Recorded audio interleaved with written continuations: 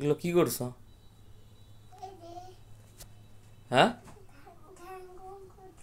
কি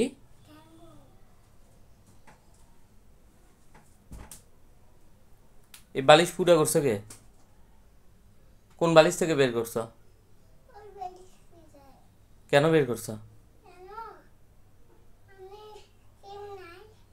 কি কেউ নাই তাই নাকি? কেন বের করছো?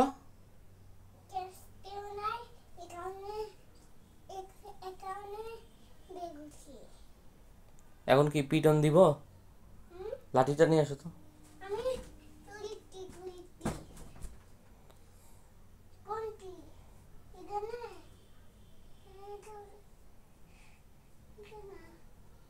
ওগুলো ধরো না।